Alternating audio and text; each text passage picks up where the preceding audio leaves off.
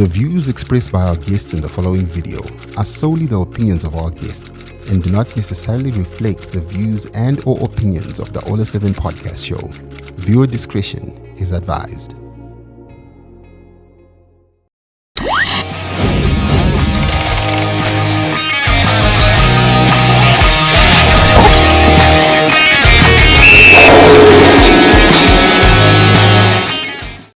Hello and welcome to the Sportlight with Yvonne, Mangunda, and as usual we bring you a big sporting personality to talk about their journey, where they've been, where they are and where they see themselves in the future. Today is no different. The only slight difference is my guest today, somebody who's carving his name in Zimbabwean football, but he's also the son of a very well-known player. We'll talk about that in the show. I am talking about Junior Bunjira. Welcome to the show. Thank you for having me. I'm so glad to have you on the show. Even though your dad was the first one to come on the show. Actually, I was not aware. So, we'll start with, before we even get to your story. Okay. At what point in your life did you realize, yes, I'm Junior Bunjira, but my father is well known? Like, how early in your life did you know that? I think around the age of 5, I think, when I had grown a conscience, I could tell whenever we'd go out in town of the sort, people would come up to him, ask for pictures.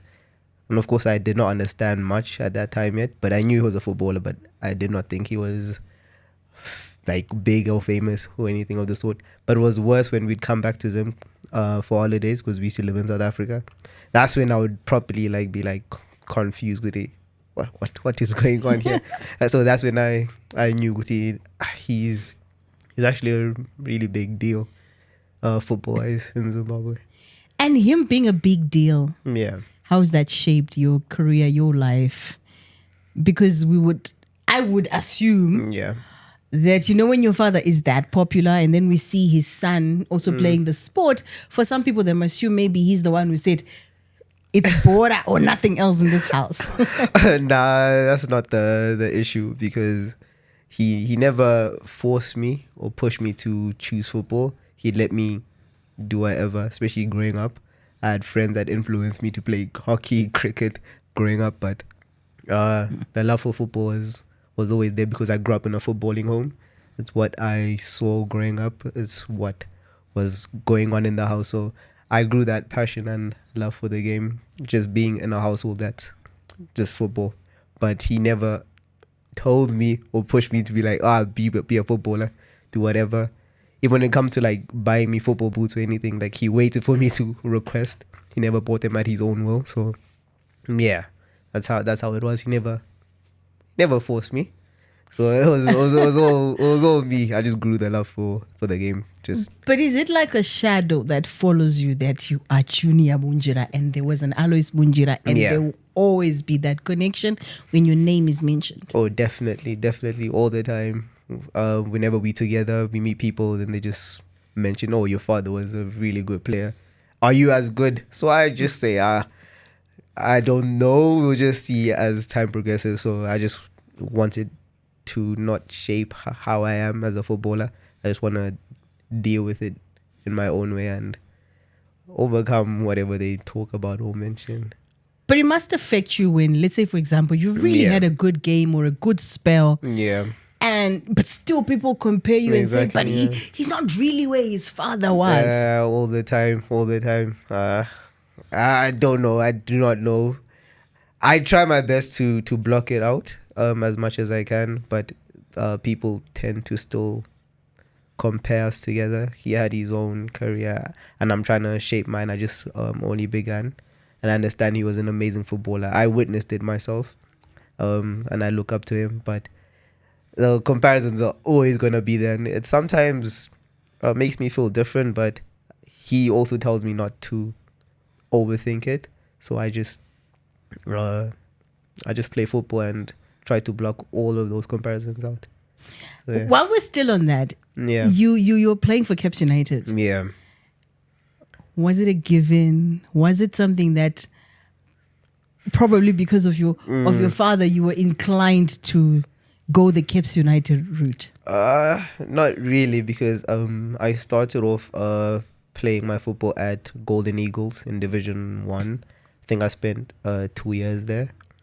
And then after that, I was supposed to go to Dynamos. This is where I'm driving, because I know you were supposed to go to Dynamos and you ended up at Kemps. Yeah, I was supposed to go there, and then the president, Honorable Jerry, found out about all of that through some groups or whatever. There was a little article that said Junior Bunjira on the verge of signing with Dynamos, and then he found that, and then he sent it to my dad quickly, and then he was like, no, he cannot go there. Bring the child to Kemps right now. And then the next morning I found myself there, and then everything was drafted, the contracts and everything, and I then signed with Kemps. But did you want to go? Like, was it a decision made for you, or did you want to go to Dynamos? At some point, because I didn't want to use the same route my dad took. I wanted to have my own journey. So I chose to go to Dynamos because that's what I wanted to avoid going through Kemps, because that's how my dad had his football journey. So I think it would have been nice if you'd been at Dynamos, though. Just for the carving your own path kind of way. In that sense, I think it would have been good. But once I got to Kemps, I was accepted. And I felt appreciated by the supporters. Even when I wasn't playing the first few games, I'll go through the comment section when they would post about, and they would always mention my name.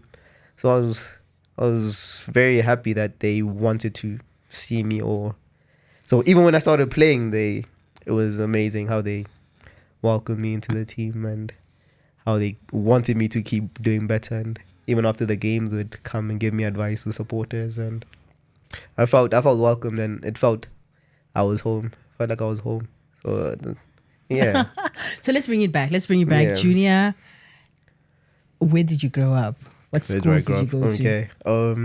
I was born in Chitungiza, in Zengeza, and then growing up, nahamogara ku St. Mary's with my mom and my grandma, and then with my other siblings and cousins. And then after that, my dad then took me to South Africa, and then that's where we started living. And I did my education in South Africa. My first primary school was in South Africa. It was called Halfway House Primary School, and I was there for a while. And then that's when we came back home to Zimbabwe. I think it was around 2012, 2013. And then I learnt in Zengeza for a bit at Zengeza 7. That's where my dad also learned growing up. And then after that, I went to, this is still in primary school. I changed schools and then went to Nettleton Primary. Then after that, I did my grade 7. I then transferred because Nettleton was a bit far from home, because we were now living in Westgate. So I couldn't travel there and forth by myself all the time. So it was costly as well. So we then changed to a school that was closer to home in Maybarain called Alfred Bate, and that's where I finished my grade 7. And then after that, I transitioned into high school. Then I went to a boarding school. I was offered a scholarship at a school called Deure High School, because my dad had an academy at the time, and most of his players were given scholarships there. So I went there, and then I learned a lot from that school. It gave me a mental toughness, because it was a life that I had not lived before. I learned how to be responsible, tough, and then I finished there, and then I transferred to Prince Edward, and then I did 2 years at Prince Edward, and then after that I then finished my A-levels in England at a school called Oswestry School. I was on a football and academic scholarship, and then after that I then came back home to Zimbabwe to pursue my footballing career. You were such a nomad. I was everywhere. You must have been so used to being a newcomer all the time. I was everywhere. I changed schools all the time, and did it shape you, make you stronger? Because I can imagine you're just settling, and then you're moving. You're settling, you're moving. It did in a way, but it helped me gain friends, a lot of friends. I have friends from literally all over the world. Zimbabwe, South Africans, Nigerians. I even know people from Chile. So it's amazing. It's amazing. But in that journey, that very nomadic journey, Yeah. when do you start playing football? When do I start playing And football? at what point as well did it become like serious football? Serious for me. I think it was at the age of 6 or 7 when I was like, okay, this is what I want to do. This is what I want to become. You know, in primary school, when the teachers ask you, "Oh, what do you want to do when you grow up?" Everyone was on some, I want to be a doctor. I want to be a soldier. I would always say, I want to be a footballer. I would always say that. And that's when I got my first pair of boots. Around 6 or 7. And I joined the school football team. I started playing for my primary school. And then I just started taking it seriously until my dad noticed as well that I've grown the love for it. And then with his academy as well, then he started shaping me. And then everything that I know now is all him. It's his knowledge. Everything he's learned, he's taught me, and I'm still learning as well. So. But don't you think subconsciously, this thing I was saying I want to be a footballer, you think subconsciously because of the background that you had, it was something implanted in you without you even knowing it because you were around it? To some extent, yes. But like I said at the beginning, he never forced me or pushed me into playing football. So it was all me. I think that's what he was waiting for me to like grow the love for the game, for him to now then start training me and doing everything that I needed to become a professional footballer. So yeah, it was. I don't think it was. Maybe it was without my knowledge. No, it must have because you're around it. So subconsciously, you know, it's just like food. Sometimes an acquired taste. The more That's you take it, because you're around football and conversation about football, you meet people that you're your dad. Maybe somehow it was implanted. So how long were you in England? In England, I was in England for 3 years. That's where I finished my A-levels. I went there in 2019, and then I came back in 2021. So I was there for mainly school, but it was a football scholarship as well. And I did a few tryouts, and I tried training with a team in Wales called TNS, and they also welcomed me there. There was a point where they actually wanted to sign me, but then regarding my visa, because they didn't know I was a foreigner, I was from Zimbabwe, and I only came there with a student visa. That's when they were shocked. They were like, oh, nah, we can't deal with that according to FA rules. The only way they could sign me was a professional contract, but they were not willing to do that at that time, since I was still very young, very raw Zimbabwean. And so yeah, it was a good experience, and I liked it a lot. So you're back home? Yeah, back home. What was the next stage? I came back, and then my dad asked me, so what do you want to do? And I told him it's football. And then that's when he said, we can start low in Division 1. And I was like, oh, okay, that's okay. And then he chose Golden Eagles because he's also friends with Barry and Mike. Yeah, Barry and Mike. And then they were also very happy to have me there as well. They were excited. They told me, you're a Bunjira, and you're exciting to have a Bunjira like your father made sure that if it's in the Zimbabwean context and it's Bunjira, it's just yeah. So that's why I started, and from there I just kept on trying. What was Golden Eagles like? Golden Eagles, it was new. It was professional football. I had never played professional football in my life, and I got there towards the second half of the season, and at that time they were going through a race to get promoted into the Premier League. Premier League, yeah. So there was a lot of pressure at the time, and I was very young. I was only 18. So it was very tricky. But the coach at that time was Mr. Mshangajike, and he welcomed me and gave me advice that and it's just that everyone's older, mature, and they obviously might know better. So he did tell me to be confident and just play my game. My dad would tell me the same. And but Division 1 must be difficult if you're that young, because it was very hard. It was very hard. it's a beast. It was It's very just, hard. you It know. was very hard. It was very hard. So mainly, I would normally play like the home games. I think Mr. Mshangajiga did it maybe to like protect me to some extent.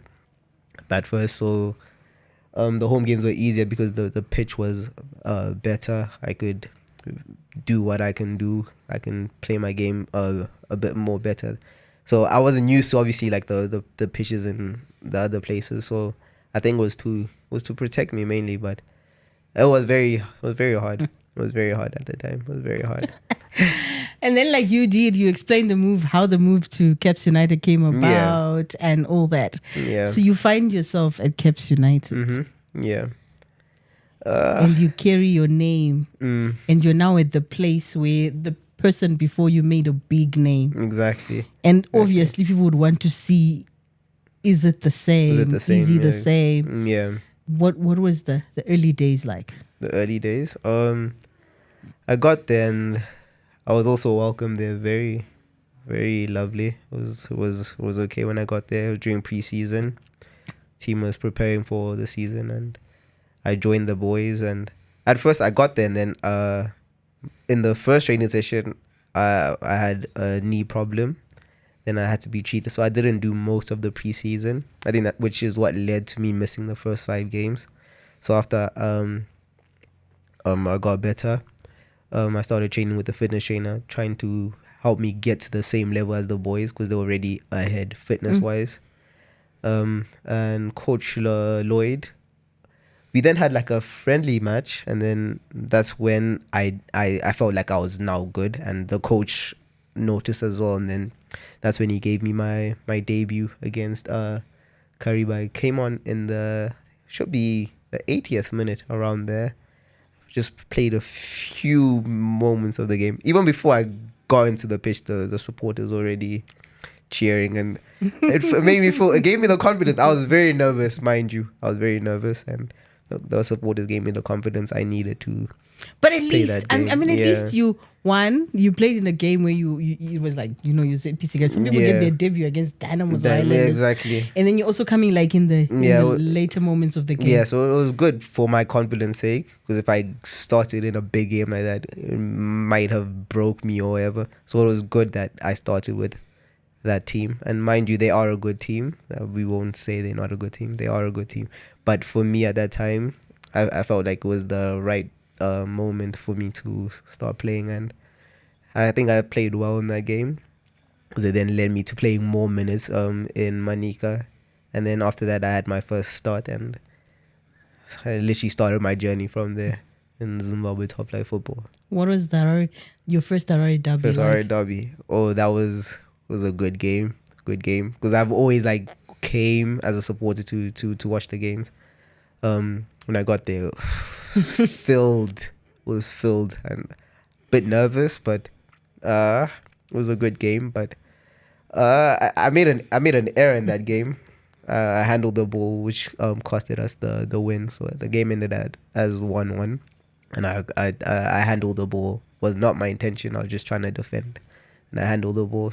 And I thought the supporters would go crazy about that mistake, but I know they were like, oh, it happens in a game of football, and they saw that I was trying to defend the ball. And so what's it like when on a day when you make a mistake and you leave the pitch? What's the thought process like? How long does it take you to recover from we're talking about a blunder, like a match deciding blunder?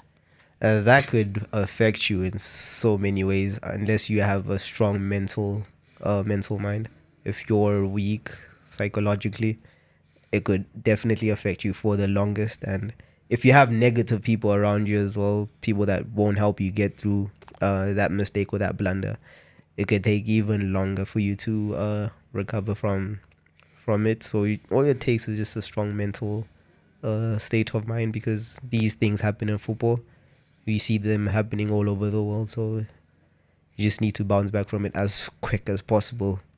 Yeah.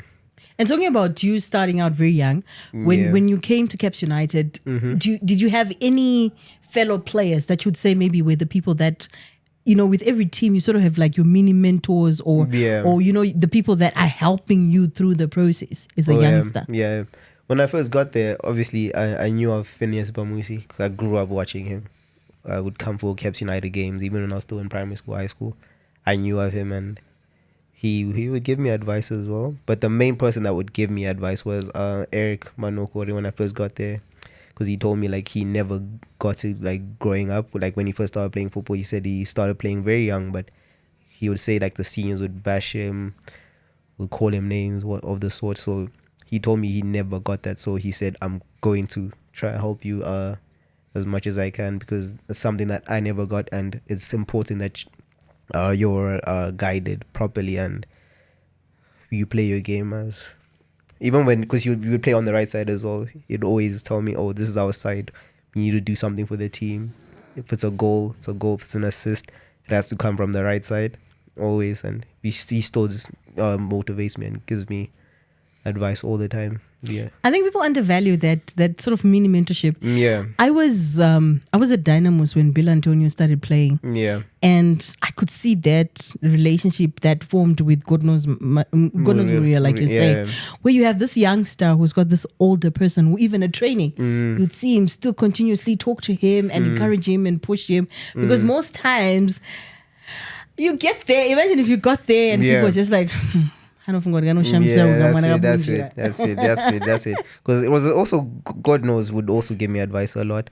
We were even talking last night, and we were talking about last year, how we would play, how much fun we'd have during the hard times, the good times. And he also gave me advice. He would tell me, if I have the ball now, just run, just go down the. I'm going to, and he definitely has that ability. My word. He has the ability to. Did you do athletics in school? I did not. Why? Like there were guys. I see you as 100-meter run. Nah, there were guys. Because junior, when you get that ball and you will go. Nah, especially when I got to Prince Edward, there were guys even Bill was so fast. Yes. He's way faster than me. There were guys that are fast. So I was like, no. When I was in England, I did a bit of athletics because I was a bit fast, and I think I came first in the like the county, like the little district. I got a medal and everything. So I'm fast, but no mind. There are guys that are quick. They're crazy. They're quick. And when we talk about your time so far at Caps United, what have been some of your highlights? My highlights. I think the best moment for me was when last year when I scored the equalizer against Highlanders, and we were losing in that game. That was a brilliant comeback up until we won the game.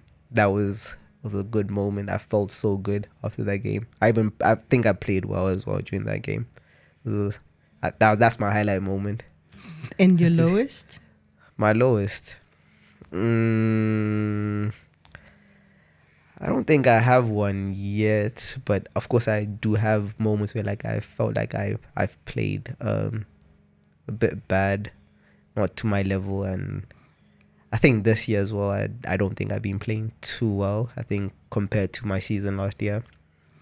So I just need to improve more and do better. Yeah. And when you play for a team that is dubbed the Cup Kings, that is a history as Caps United has, where fans like to remind you of the class of 96. All the time. And you start the season as Caps United did this season. Sure, how has it been personally for you and as a team? Because it's only now that Caps is starting to sort of rejuvenate. For me, I think even when we started, I don't think our team has been bad. Like, even if the results were not coming as the way we would have wanted, we were playing good football, and I just feel like we're just unlucky. And I think that luck has now turned to our side now. But it's been tough as well, knowing that we are a good team, knowing our potential as a group, as a team. We are a good team. We are a good side. So we're just unlucky, but now things look like they are in our favor. So now people can see that it was just a bad start, just bad luck. And how do you handle coach transitions? Because obviously every coach has their own mentality. They have their own favorites. They have their own players. Sometimes even one player could be starting every game and a new coach comes and all of a sudden you're on the bench. How do you handle transition, especially when you look at this season where you move from Loichitemwe being the head coach to now having Ian Bakala? For me, growing up, as a footballer, I was always told that a footballer should be able to handle change. You should be able to transition to different tactics, whatever it is, as fast as possible. So it's obviously very hard, especially for a player that, like, oh, I was a starter, and then the coach comes in and then he has his own ideas, whatever. All you have to do is just be resilient, stay strong, and stay focused, and the coach will then see what that is the reason why this coach was. But nevertheless, the coach might come with his own favorites or players, but don't look at it in that way. Just play your football. And so we won't talk about former coaches under you, but we'll talk about the current coach. What sort of coach is Ian Bakala like? For him, he's a tough coach, very good coach. Even when he first came, he spoke to me because he was watching a few of our games. And then he was asking me questions about, which side do you like playing on? Because he saw that he assumes that I can shoot the ball like really hard. It was during the Platinum game. He was there, and I think he's a good coach. He's a very good coach. He talks to the boys very well. He's also funny. He can make jokes with the boys. He's not a serious coach, but he's serious in the sense of like football wise. Like he has his own rules. He has his own way of dealing with things. So yeah. But you're like one of those fortunate ones. You got a superstar coach, right? Who was a superstar in the Zimbabwean league. Yeah. Then you've got a superstar father at home. You must be getting advice from all the angles. Yeah, but as a coach, he's supposed to be giving everyone advice. So it's good to have a coach that was a former footballer, because they obviously have played the game. They understand the game. They see the game in the same way you see the game. So it's good. It's good. So do you get coaching at home? Like, do you have moments where your father is just like, Junior, Junior. Yeah, even before we even get home, when I don't live with the team and then we leave from the stadium together, he would talk. Until I get home, he'll be talking. And I listen. I do listen, but he started. Yeah. I hope he's not one of those, in our days, footballers would do this. I know. Because like the older generation have a tendency to do that. Even supporters have a tendency to always want to compare all the time. Nah, my dad doesn't really do that. He's a football analyst. He just analyzes the game, and then he will tell you what you did in the game, and then he'll tell you what to do next time or what to improve on, and that's how he talks. So, and when you look at yourself as a player, what would you say are your strengths, and what would you say are the things that you would want to work on? For me, I know that I'm a bit fast. I'm quicker than most people, most guys.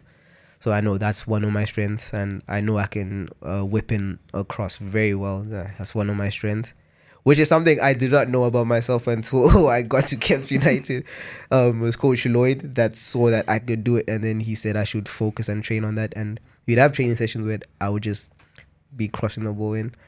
But something that I would really want to work on is just scoring more, because that's how football is now. Wingers are always like the top goal scorers. They score goals. That's something I would want to work on. So that's a weakness of mine. I've only scored 2 goals this year, and I would like to improve that. And that's the only way you can go forward, actually. Yeah. Just scoring goals. They don't really look at other stuff, to be honest. So what were your friends in the team?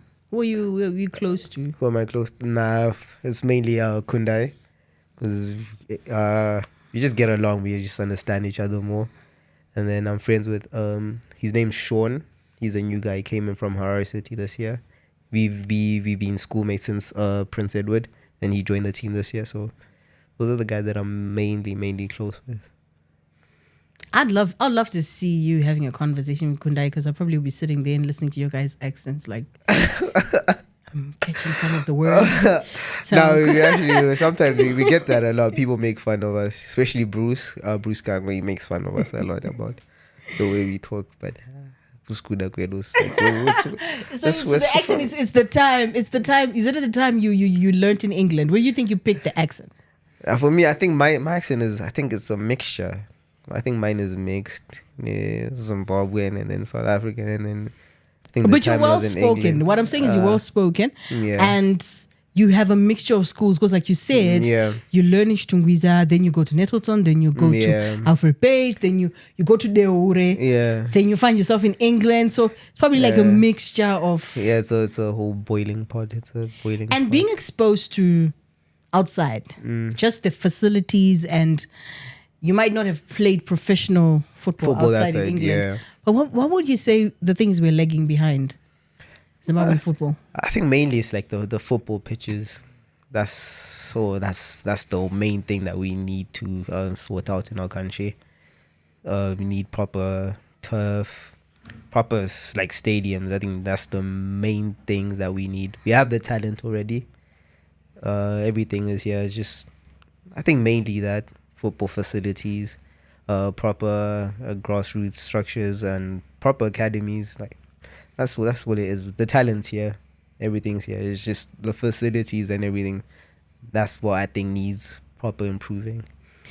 Without naming names, if you don't feel like it, are there stadiums where when you see the fixture, you're like, yo, I have to go to that stadium? For me, it's two. Wange. I was so happy. I was so happy that they were relegated. Not that they were relegated. I was just happy that I don't have to go back there because it's my days so hot. The pitch was it's not too good. I think Kariba as well. And the temperatures, it's too like hot. you know, With Kariba, it's just mainly the temperature. I've only been Kariba once, and I said I'm not going back again. Like my first year as a journalist, 2012. But the Diamonds, I went there to watch FC Platinum in Chickenin. Yeah. And on that day, it was 41 degrees. It was so bad 41. That even they said planes were not landing on that day. It was the most uncomfortable. Now imagine someone has to play football. It was 41 degrees. I said I'm not going, and I've never gone back to Kariba. Never, Nyamunga. I can go anywhere else, but I'm even the journey there, the road. Is so and now terrible. It's even worse with the journey as well. Yeah. But no, those places. I guess when they come this side, they're like. No, but most of them are like from Harare though. Most of them are from here, so they know. But like, and then journey wise, which stadiums are you like? Hish.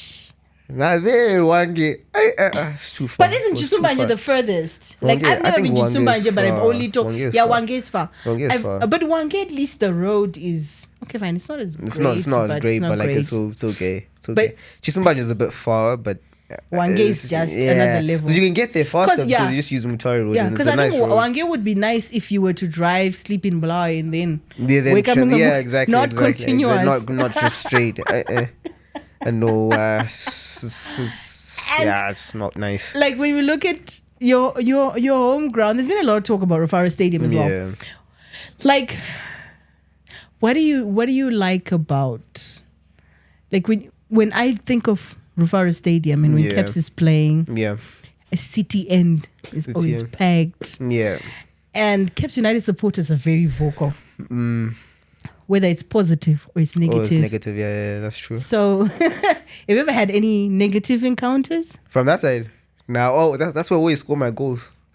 The city end. So, so you're fine. I'm fine. I'm fine. Because I can imagine, like, and then like, we obviously had like a pre-conversation while we were waiting, so it might seem like it's a repetition. Yeah. But like, social media. Are you a keen social media consumer? I'm not too in tune with social media. I try to avoid, but I am present. I do see stuff being said. And how do you handle stuff being said? Like, let's say, for example, you're scrolling and then somebody just decides, I want to diss Alois Bunjira's son. Yeah, I come across those posts a lot, and I block it out sometimes. Because I've never seen posts where people actually diss you. I've seen a lot of it. I've seen where they talk. I think a lot of it has got to do with the connection with your father and all this perception that your father, because people have a perception to think just because your father is popular, so he opened doors for you, or he's doing ABCD. That's true. Yeah, I always see the whole nepotism thingy thrown about all the time. So that's why I just try play my football and I just try to block it out. I think if I was to give you advice, this is unsolicited advice, but I'm going to give him anyway. Yeah, because I love social media. Like if I was in your shoes, like if I was a football player, I would stay off Facebook. Oh, yeah, I would literally consume like your TikToks. You will never find that venom on Twitter. No, I never. When it comes to Zim football, maybe on other issues. Yeah, I would just stay off the village, because the village is where Yvonne might not even know who Junior is, but if I get there, everyone is saying Junior, I'm just gonna hop on the bandwagon. And I've noticed with Facebook, even because of my page, like if I post something, the first 5 people, whatever they say, that's how the conversation is gonna go. That's how it's if people go. like something, they're all going that way. So this is my unsolicited advice. I would stay off Facebook. Yeah, like literally, it's just a very vicious space. Nah, it's very toxic. But what are your preferred platforms? I normally use TikTok, Instagram, and just WhatsApp. No, that's why I am most of the time. Facebook, I'm just there just to see a few things. But then when I'm there, the 2 minutes I'm there, I will see myself being bashed. No matter how hard I yes, play. Because I mean, if you go on Facebook, you'd literally feel like Zimbabwean people kill each other all the time, because the viciousness is just on another level. It's terrible. It's terrible. It's terrible. So how do you prepare for a game? Do you have some sort of routine? Some in the changing room. Some people like to do sound. Some people pray. Some people do their whatever rituals. Yeah. Some people just go silent. Others listen to music. What does Junior do? What do I do? Normally, on the way to the stadium, I try to listen to music, whatever it may be. Sometimes gospel. Sometimes just music that just hypes me up. Music that just makes me hungry for the game. And then we get to the stadium, the changing rooms. We sing as a team. We start singing war cries, nice songs, just to get each other into the mood for the game. And then we pray. I pray a lot. I've accepted Jesus Christ as my Lord and Savior. So I pray as much as I can, even in my day-to-day life. I try to pray as much as I can. So that's what I normally do and get ready for the game. And then after the game, you've lost. What does Junior like? Does he like silence? Oh yeah, that's me. I like, sometimes. Do you get home and you just, are you in the bus like thinking, don't talk to me? And then you get home, you're like, just let me be. Yeah, especially when I know like I had a bad game as well, and I know maybe I've made like a mistake that's costed the team. I do tend to go silent. That's how I deal with an upset. I go quiet. I go silent, and I can go quiet for a few days as well. Days. Yeah, I guess like at some points where like I'm just trying to regather myself, and I'm just trying to stay away from people because Do you stay in the same house as your dad? Yeah, I do. So how do you stay for days? With my dad. Your dad in the house. With my dad, we can go sometimes. We can go a few days without seeing each other, even if I'm not like going through the loss. Because he comes back a bit late, and then I leave for practice. Unless he comes, because he also works at Keps. Unless he comes for a training, that's when I might see him. But we can go a few days. He's like my son. Like I have a teenage son. I feel like if I don't have to force him out of his room, I'll probably just see him when he's going to school because I drop him. Yeah. Oh, me, I close the door and I'm in my room. But like, imagine you're not happy with your dad and you guys also work in the same setup. It's weird. But he doesn't come too often. He just comes there for a bit, and then he then goes to whatever stuff he's going on with. So besides football, what other sports have you played? What other sports have I played? Yeah. I've played just cricket and hockey. Cricket, batter, bowler. I was a bit of both. You got a wicket keeper's body though. Who, me? I'm short and square. Short and agile. Makes sense. But like, it was just in primary school. I only did those in primary school. And then what sports do you like watching? What sports? I like watching rugby. I have a few of my friends that play rugby, play for the national teams and stuff like that. So when I have like a day where like I have like a free fixture free weekend, I go watch rugby. Because my friend's brother learns at St. George's. We go watch him play as well. Then my other friend plays for Old Hararians, so we go watch him as well. Then my other friend also used to play. Then he had an ACL injury, so he stopped. So we just go support the I don't know. Like for me, rugby is just That's barbaric. Like It's when very- when I was in primary school at Mfukas and Furi, right? yeah. Like everybody would go gaga about rugby because we only had like rugby, tennis, hockey, and swimming, Yeah. and athletics. Obviously, we didn't have all these other sports. Yeah. So everybody was so invested in rugby. I don't get it. Ah. And then now it's like I know the only things I Yeah. know is a try, obviously, try, and yeah. how you score, obviously. Yeah. But it's just a game that It's very rough. It's very rough. It's very rough. I think it's because even when I was growing up, I saw this article of this child Yeah. who got paralyzed in high school rugby in South rugby, Africa. yeah. So it's just become one of those.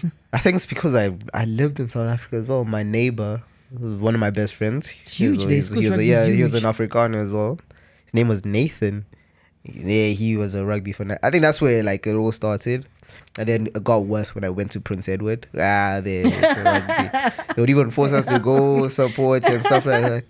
So yeah, that's when I actually started watching and rugby. then when I know you're a football player. I'm not going to ask you the teams that you support in the same. Obviously, you're a football player. Yeah. But are there teams outside the country? Whether it's a team, it's a country that you support. International. International. Manchester United supporter. Nah, this is from you. I He didn't tell me this part. I would have not invited him. I started supporting them when things were okay. So mind you, when I started supporting them, you were winning things. I came this close to supporting Manchester United see, when Eric yeah. Cantona was playing. Oh, But then I was obviously even I born. went to Newcastle because of Alan Shearer. But it's the only time. Newcastle. Yes, it's a That's so unique. I support unique. Newcastle. I think that shows you're proper like football. Like Yes, supporter. I There's tried. no Like way. there was a time when, when AC and Androba and them were the Chelsea. Yeah. There's a time I told myself like, why are you supporting a team that doesn't even challenge for the title? Yeah. But I failed to move. I Yeah. failed to move. I've just stuck with Newcastle. I've just resigned myself that I support a team that would never be part of the title conversation. This season and last season they try, Yeah. but so it's only Manchester United in Spain. In Spain, Real Madrid. Real Madrid. Yeah. Oh. Why are you that person? It's Cristiano Ronaldo. I support Barcelona. Barcelona. Now for me, like We're so like because at that time I was still young. Like I had no clue there was a team called Real Madrid because I would only watch like England football matches and I was not broadened. It was when Cristiano then left. And then I was like, oh, it's my goat. I went to my very first ever time to go outside the country. My first trip was to Barcelona. Really? So we were like all these African youths from different countries, and we get to Spain, and everywhere in Barcelona. Everybody at that time there was Barcelona Rivaldo. Everybody wanted to say we want Rivaldo merchandise. So I'm sitting there and thinking, what's going on here? what's going on here? Yeah. So when I came back home, I made it. I said I'm gonna research on this team. That's how I started supporting Barcelona. And Real Madrid, like, yo, you support the teams that I'm like. I'm like Messi, I don't like Real Madrid. That's crazy. Also, I've got to watch Manchester United play before when they came to South Africa. Wow. And then when I was in England, I got to watch them at Old Trafford as well. It was a dream come true. I'm envious. It was a dream My come bucket true. list. I almost cried as top well. of my bucket list is St. James Park. St. James like, Park. Now the atmosphere there looks amazing as well. when you watch on TV, you're just like, the gosh. atmosphere looks amazing. So okay, fine. We know you love the Warriors, but internationally, when the Warriors won't be at the World Cup, we haven't seen them at the World Cup. Yeah. Let's say their tournaments like AFCON, World Cup. Which teams do you support? I've grown a love for Spain, but Nice. I was a really strong supporter of what's it called? Germany, especially from the 2010 World Cup up until like the 2014. I was a big fan. I was a big fan. Those are my two teams. At least we found something in common finally, Spain. I support Spain, anything Spanish from tennis, whatever. Like I told you, because it was the first country I ever. So if it's the first country you've been to, you are so amazed by, you know. Yeah, that's true. So it's nice to get that insight. So we've talked about the teams that you support. Yeah. Is there a special somebody in your life? At the moment. I know it's complicated. That is so impromptu, guys. No, it's complicated. And you're actually the first guest I've ever asked this question. Really? Yeah, because sometimes, you know what? It's a very personal question to ask. Yeah. Imagine if you've got, like, let's say 2 wives, or you've got 2 girlfriends. And then Yvonne says, are you with someone? Or sometimes maybe I think I'm in a relationship with Junior. Yeah. And then Junior gets in an interview and says, I'm single. Yeah. So I try to stay away, but this one. I understand. Mono Budongo. I'm allowed to ask, Junior, is there a special someone in your life? It's complicated. That is no like official, but it's just complicated. Yeah, it's complicated. Moving on. Moving on. What are your dreams and aspirations? Dreams and aspirations. I just want to play football and reach the highest level. I'm sure, like, if I just work hard and block out the negativity and just keep pushing, I'm sure I can reach the next level of football, play for the senior national team, like the main team. I was also with the team, the Chan team last year, but I'd wanna like play for the main team, and those are my dreams. Maybe become a millionaire.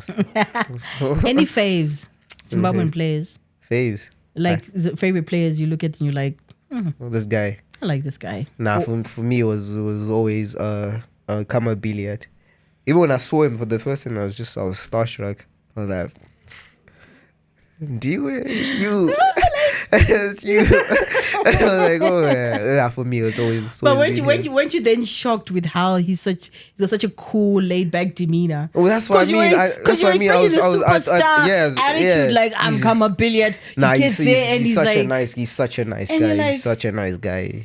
Because for me, that's the first thing that I remember, like the times when he was like really popular in South Africa, right? With Mamelodi Sundowns. So we are going to. I was traveling with the team by bus to Polokwane for Kosava. I was just struck by how nice he is. Yeah, have you ever sat and you thought you are Kama Billiard? It's you. They're having an ego. Yeah. So, for me, it was just him. I've always liked him. Also, Knowledge Musona. Actually, I was in South Africa around the time it was at Kaizer Chiefs. He was very big at that time. You like chill players. You like the calm guys. Yeah. And if you were to say, who's been the toughest opponent you've ever faced in our league? A guy that's locked me like proper. Like, yeah, I'm not going anywhere. Firstly, I played against him when he was still in Kariba. Hanzi, is it Nyasha Gurende? That's his name? I think that's him. Agungezi. Him. And he'll be talking to you as well. You're being chapped. He'll be talking. He'll be stepping on me as well. Like, bro. Even the stuff you would say, the insults, you'd be like, bro. Like, you get chapped a lot though. Yeah, I do. They do. But it's supposed to be something that you're used to right now, right? Yeah, it is. I'm just like, it's fine. Let's Sunday. Let's play. As long as you don't get I don't like people that chap like really, really personal. Oh yeah, stuff. That's the aggression. When it's over aggressive. Like just chappy, like natural, normal stuff. Yeah. Don't get into like very deep stuff that you know. Yeah, it's just bored. Like, calm down. But once they go to that level, you know what mood's out. Bora. It's just football, man. Just play the game. Yeah. But for me, that's him. He's now at Ngezi as well. Even when we played against Ngezi, same story. At least now he was a bit more friendly. But yeah, I don't know. He'll be talking. So even when that was happening, did you respond or you just said, this guy? Of course, I would sometimes respond, but I would laugh as well. Like, what's happening? Dude, what's going on here? What's going on? Kata me bora. So yeah. And then, like, when you were growing up, who did you look up to? Player-wise, yeah. Like the players that you idolized. Firstly, it was my dad. He's my inspiration. He's the one of the main reasons why I'm a footballer now, why I play football. And then Cristiano Ronaldo, because I was a big Manchester United supporter. So those two people, especially Cristiano as well, he's a hard-working player. You know, like, you can't get to certain levels without hard work. Even if you have the talent, you need to be hungry, you need to be very much hardworking to reach those levels. So I'm not even going to ask you because it's a waste of time, the whole CR7 Messi debate, because you've already picked a side. Cristiano's the GOAT. But you know, like, I find, what's your take on aging? On aging? Because especially in Zimbabwe, people have a tendency to like to use the word opera. Yeah. I don't like how it's like thrown around all the time, because sometimes like I feel like it's disrespectful to someone that's played football at the highest level and he's done so much. And it's always people that have never played football that just throw that around and they don't really understand. Because this was this show now, and like especially at our team we have Bruce Kangwa and Rodwell. These are guys that I also grew up watching, and even now when I see them I'm like, bro, it's you. Like, you've played for the national team at the highest level, at the AFCON, several AFCONs, and you've done so well even in the local league, your career-wise. So I am a footballer, so I appreciate all they've done. So I don't like how it's always thrown around. I don't say it's age. Like yeah, people, that's how it is. Like they talk about aging as if it's something that you choose. Like it's a choice you've made. So like, especially when they say it as an insult as well. They don't say it like in a you're not like how you used to be. They say it as an insult. Like, you guys don't appreciate. These guys are. They're on the top level. Yeah, they were at the top level at one point, and so very talented guys. I like to, when I have a conversation with someone. Oh, before we go, actually, because I want to conclude. Yeah, you haven't had a lot of coaches, obviously, because your career is still definitely. Who's been your favorite and who's impacted you the most? I think Coach Lloyd Chitembwe, to be honest. Very harsh man, very harsh, but he tells you the truth. He will give you the advice you need. And for me, it's always been him. I like how he's straightforward as well. He doesn't beat around the bush. He'll tell you as it is. Even if you have a bad game, he won't say it to you, but like he would give you the advice you need to bounce back. And I do appreciate him. He's now, because it's just my second year like in the top flight, he's helped me become the player that I am at the moment. So definitely him. It's nice. It's nice and refreshing. Yeah. And before I go, I always want to ask my guest if there's anything that you want to talk about that I didn't ask you about. Who, me? This is your opportunity. I do not know. I don't have anything in particular. I don't have anything in particular. So thank you very much for coming, guys. We should appreciate Thank Junior came here straight from training, like literally. Yeah. And a lot of people you have to nyengera, like please. Nah. I didn't even have to do that with you. I just said, hey, Junior, okay. you know. It's okay. I'll be there. It's so nice and refreshing to have your side. It's so nice and refreshing to also hear from you. You're because welcome. like I said, a lot of times the packaging out there for you is just Alois Bunjira's son. Yeah. So it's nice to peel those layers and see the Junior. And I know as your career flourishes, you will get to be your own man in terms of people not always referring you. We know it's the reality. Your father was a superstar, but I know you're in the process of carving your own.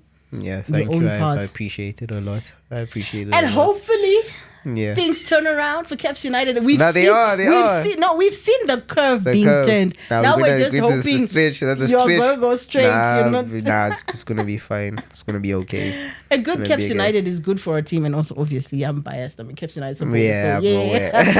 This kind of jokes of two guys you must stand. It's going to be fine. It's going to be fine. I can see it as well. All the best. Thank you. Until the next time, I bring you another sporting personality, hoping that you enjoyed the conversation that I had with Junior and you got to learn a lot more about Junior Bunjira, currently turning out for Caps United. You can also go and watch him. The next Caps United match, go there. I'm coming out of Manya. athletics because I'm going to manya. They're wing. Until the next time. Goodbye.